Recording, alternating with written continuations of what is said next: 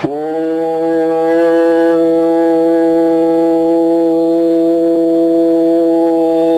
ஈஸ்வரா குருதேவா. தாய் தந்தையை முதல் தெய்வமாக வணங்குவோம். நாமோ புழுவாக இருந்திருப்போம், பூச்சியாக இருந்திருப்போம், கொன்று இருப்பாங்க. இந்த உயிர் அவர் உடலுக்குள் போனால் அந்த உணர்வு எடுத்து மனிதனாக உருவாக்கிய பின் நம்மளை அவங்க உயிர் கடவுள். ஆனால் நாம் குழந்தையான பின் தெய்வமாக இருந்து நம்மளை காப்பாற்று. மூன்றாவது குருவாக இருந்தோம். இது நல்லதப்பா, இது கெட்டதப்பான்னு நம்மளுக்கு நல்ல வழிகளை சொல்லிக் கொடும். தான் தாய் தந்தையும் முதல் தெய்வமாக வணங்குவோம். நல்வழி காட்டும் குருவை அடைவோம். எந்த குருவை? தாய் குருவாக அடைதல் வேண்டும். அந்த முறைப்படி நீங்கள் செய்து தாயை அடிக்கடி ஆசீர்வாதம் வாங்கிட்டு, நான் அந்த வேலைக்கு போகணும், அம்மா உன்னுடைய ஆசீர்வாதம் எனக்கு இருக்கணும், நான் வேலை செய்கிற இடத்துல நல்ல நிலையில் நல்ல பேர் எடுக்கணும் அப்படின்னு இப்போ சாமியார்கிட்ட கேட்க முடியுது. அம்மாகிட்ட மட்டும் கேட்க கூச்சமாக இருக்கும். ரொம்ப இதாங்க தாயின் அருமையை தெரிந்துகிறார்கள் தான் நாம் இருக்கோம். எப்பயுமே தாயின் உணர்வே நமது உடல். நான் நலமாக இருக்க வேண்டும் என்ற உணர்வு நமக்குள் பதிவுண்டு, தாய்க்குள் விளைந்தது உண்டு. இந்த உணர்வு காற்றில் உண்டு. இந்த முறைப்படுத்தியிருந்தால் காற்றில் வரக்கூடிய காட்டுக்குள்ளே போகிறோம், ஒரு புலி வருது என்று வைத்துக்கொள்வோம். அம்மானு மட்டும் சொல்லிப்பார். அந்த உணர்வின் தன்மை வரும்போது தாயின் உணர்வுகள் காற்றில் இருக்கு, குவித்து வலு பெற்றுக் கொள்ளும். நம்மளை தாக்க வந்த புலியும் தாய்ப்பாசம் உள்ளது. அந்த தாயின் உணர்ச்சிகள் வரும்போது அவருடைய மனதை மாற்றி அமைக்கும். உங்கள் அனுபவத்தில் தெரிந்து கொள்ளலாம். யானையை காட்டுக்குள் தாக்க வருது என்று வைத்துக் கொள்ளும். அம்மானு சொன்னா போறோம், உங்களை தாக்காது. இப்படி அனுபவத்தில் நாம் சொன்னதில் எத்தனையோ பேர் உண்டு. ஆகினால் தாய்க்குண்டான சக்தியை நாம் மறந்து வாழ்கின்றோம். தாய்க்கு அவ்வளவு பெரிய சக்தி உண்டு.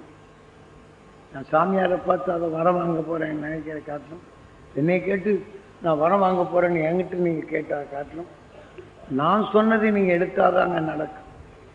அதே மாதிரி தாய் சொல்லை நடந்தால் எப்போதுமே என் பையன் உயர்ந்த நிலையை பெற வேண்டும் என்று என்னை காட்டிலும் அந்த தாயின் உணர்வை பதிவு, தாயின் உடலை நீங்க.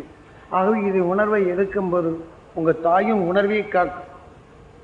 தொழிலில் நஷ்டம் வருது, கஷ்டம் வருதுன்னு நீங்கள் சாமியார்கிட்ட வந்து கேட்குறீங்க, என்கிட்ட கூட கேட்குறீங்க. அம்மா நான் இந்த தொழிலில் லாபம் வரணும், உங்கள் ஆசீர்வாதம் உறுதுணையாக இருக்கணும், நான் சிந்திக்கும் செயல்படும் அந்த சக்தி பெற வேண்டும். உங்கள் தாயார் என்ன? அதே மாதிரி தாயார் இல்லையோ, தாயார் படம் இருந்தால் அதே மாதிரி என்ன எண்ணிட்டு நீங்கள் செயல்பட்டு பாருங்க. தாயின் உணர்வு உடலாக இருப்பதுனால் அந்த உணர்வு காத்துல உண்டு.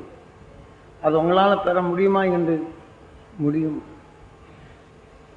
அப்போ உங்கள் காரியங்களுக்கெல்லாம் ஜெயிக்கும். அப்போ நாம் ஒரு தொழிலுக்குள் நம்ம வேண்டுமென்றே சிலர் செயல்படுத்துகின்றனர், தீமைகளை கொடுக்கின்றனர், தொல்லைகளை கொடுக்கின்றனர். நாம் எப்படியும் துரத்த வேண்டும் என்ற முயற்சி இருக்கின்றார்.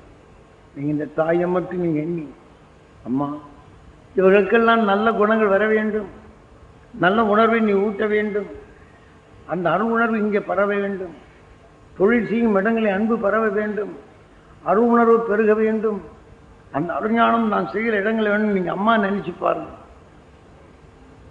இந்த உணர்வுகள் தாயின் உணர்வோட வலுவாக்கி இந்த உணர்வு பரப்பும்போது பகைமை உள்ளவன் மாற்றிக்கொள்வான். நமக்குள் அந்த உணர்வின் தன்மை நமக்குள் வலிமை பெறும். இது சிறிது காலம் நீங்கள் செய்து பாருங்கள்.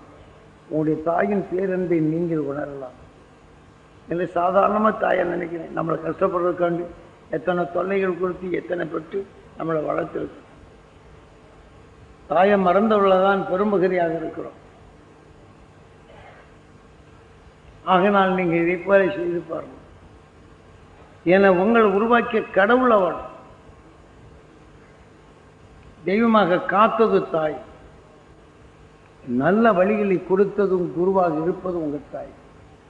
இந்த உணர்வு உங்களுக்குள் பதிவு உண்டு, இதை காட்டிலேயும் உண்டு, உங்களுக்குள் உண்டு. இதன் துணை கொண்டு அந்த துருவ நட்சத்திரத்தை பெற வேண்டும் என்றால் எளிதில் பெறலாம். அந்த வலிமை கூறுகின்றது. இதை போல எண்ணும்போது நம்ம குரு காட்டிய அருள் உணர்வுகள் உங்களுக்குள் உறுதுணையாக இருந்து இதையெல்லாம் பெறக்கூடிய தகுதி ஏற்படுத்துகின்றது. ஆகவே இதை நீங்கள் பின்பற்றுங்கள். குரு காட்டும் வழியை மதிப்போம். உங்க அம்மா அப்பா சொன்ன வழியை நீங்க மதித்து பழங்க. அதே சமயத்தில் இப்ப நமது மாமகரிஷி ஈஸ்வராய குரு காட்டிய அருள் வழியும் மதித்து, ஆக தாயின் வழியில் இதை பெற வேண்டும் என்று அந்த குரு வழியில் துரு நட்சத்திரத்தை பெற வேண்டும் என்ற ஆசை, ஈச்சை, அந்த உணர்வு கிரிகை உணர்வின் தன்னை அந்த ஞான சக்தியாக உங்களை இயக்கும். தாயின் துணை கொண்டு அது எளிதில் பெறலாம். ஆனால் ஈச்சா சக்தி, கிரியா சக்தி, இந்த உணவின் தன்மை நாம் உடல் வரப்போகும்போது தீமை அகற்றிடும் ஞானம் வருகின்றது. அந்த ஞானத்தின்படி நம்ம வாழ்க்கையை ஒழுங்குபடுத்திக் கொள்ளலாம். ஆகவே நீங்கள் ஒவ்வொருவரும் இந்த முறைப்படுத்தி இந்த மனித வாழ்க்கை சிறிது காலமே வாழுகின்றோம். இதைப்போல ஒவ்வொரு நொடியிலும் காலை துருவ தியானத்தில் அந்த உடலை விட்டு பிரிந்து சென்ற அந்த ஆன்மாக்களை அந்த சப்தரிஷி மண்டலத்துடன் இணைந்து உடல் பெறும் உணர்வுகளை கரைத்து விடுங்கள். ஆக ஒளியின் உடலாக பெறுகின்றது. நீங்கள் எப்போது எண்ணுகின்றோரோ அப்போதெல்லாம் அவர் உடல் நீங்கி அவர் அறிவும் இங்கே உண்டு. அந்த அறிவின் தன்மை தெளிந்து உங்கள் வாழ்க்கையை தெளிவாக்க முடியும். இந்த உடலுக்கு பின் முதல்ல தாய் மனிதனானால் நம்மை மனிதனாக்கியது, தாய் ஒளியானது, நாம் ஒளியாக முடியும். ஒன்றின் தொடர் கொண்டுதான் ஒன்று. ஆகவே அதன் வழி தாய் ஒளியாக்கினார். ஆக இந்த உடலுக்கு பின் அவர் இன்னொரு உடலுக்கு போகாத தடுக்கணும். நம்ம மீதே பாசமாக இருக்குதுன்னு வச்சுக்கோம். என் பையன் படுகிறான்னு வேதனைப்பட்டால் அந்த தாய் நமக்குள் வந்துடும். அந்த வேதனை உணர்வு தான் கூட்டு அந்த ஞானம் வரும். நம்மை பற்றி எண்ணிய வேதனையில் வரும். ஆகவே நாம் இந்த முறைப்படி நம்ம குரு காட்டி அறவழி வேதனை செலுத்தாது உணர்வின் தன்மை வளர்த்தால் குழந்தை உள்ளத்தில் செல்வதில்லை. நாம் எண்ணிய உணர்வின் தன்மை ஒளியின் உடலில் அந்த